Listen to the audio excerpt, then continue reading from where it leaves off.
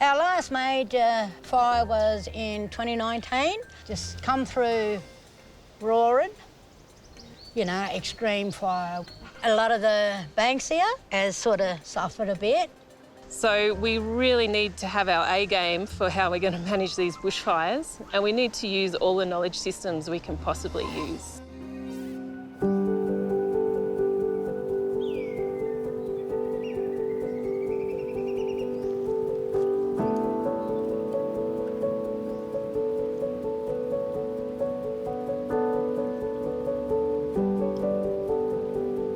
You stand here and you can, well, look to your left and to your north, and you can see what's out in front of you.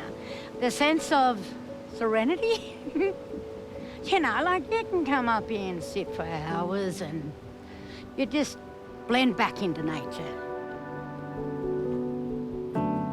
My name's Leslie Patterson. I am an elder of the Banbai Nation and I'm an elder of the Aboriginal Nation of Australia. We're on Banbai country.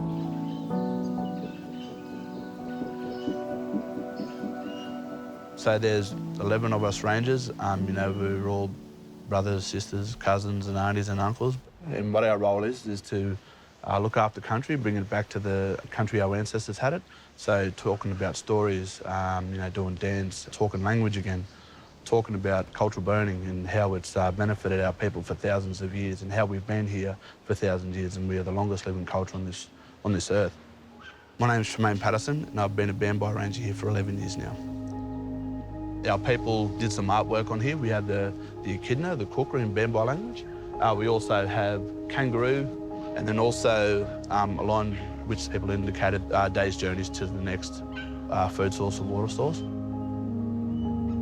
Wattleridge is an IPA, an Indigenous protected area, which means it's owned and managed by Banbai people. It's just Aboriginal people getting back land and looking after land, having that connection to country. It was our first IPA in New South Wales. Got it back in 1997. It was sick and we came out and we had a look and that's when we started doing burns. This is around about a good time to burn, right around to September. With the way we burn, it's totally different.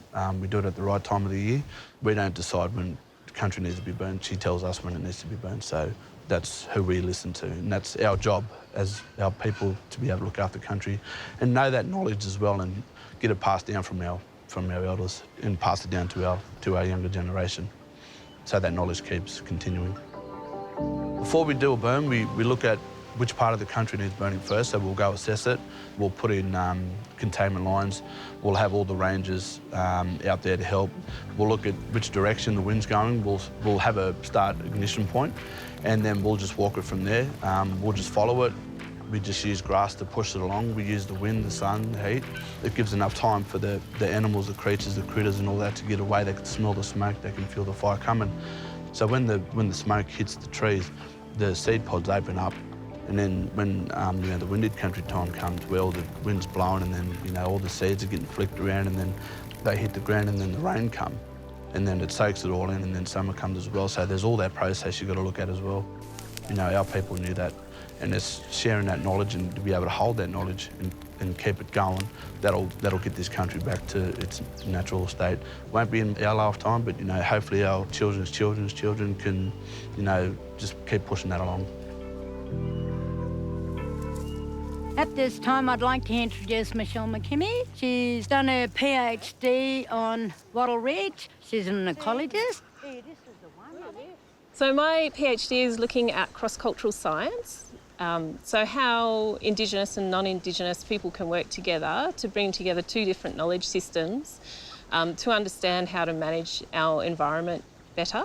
So in the case here at Wattleridge, they have reintroduced cultural burning here after the country hasn't been burnt for a long time. And we were really interested to follow the ecological and the cultural changes that came about when cultural burning was reintroduced to a long unburnt ecosystem. So as part of that process, the Banbai Rangers identified that they wanted to know what impact cultural burning had on their totem, the echidna or kukra. They also wanted to know what impact cultural burning had on the backwater grevillea, which is a threatened species that's only found in this area. With the echidna, we found that cultural burning had no significant impact on its habitat, whereas the other types of fire, the hazard reduction and the bushfire, did have a significant impact on its habitat. Our last major fire was in 2019. We had about 8 fires actually burning around us.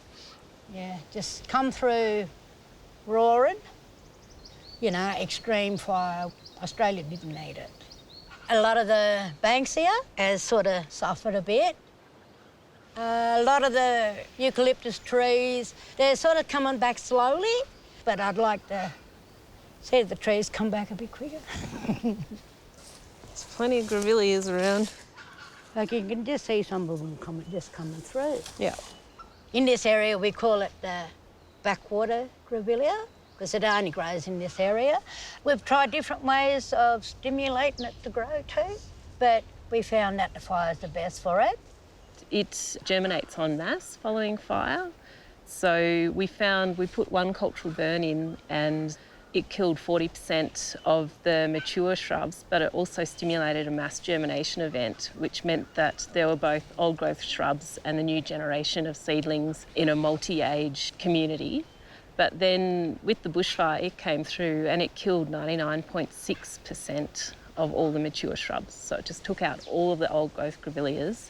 If we continue to get frequent fire, that seed bank will continue to be depleted and this plant, which is only found in this area, will be heading fairly quickly towards extinction. The predictions are that the world is entering the Pyrocene. So you might have heard of the Anthropocene, which is man-made changes where the human population is actually having an impact on the entire planet. Well, the Pyrocene is an extension of that, and that's saying that with climate change, fire is going to become a lot more prevalent. It'll be more dangerous. It'll be bigger bushfires like the bushfires we saw with Black Summer. So we really need to have our A game for how we're going to manage these bushfires, and we need to use all the knowledge systems we can possibly use. So Aboriginal people can really contribute to that through their knowledge and just by allowing them to access their land and being able to practice their traditional practices of fire management. It can really contribute to that overall strategy that we're all going to have going into the future to manage bushfire.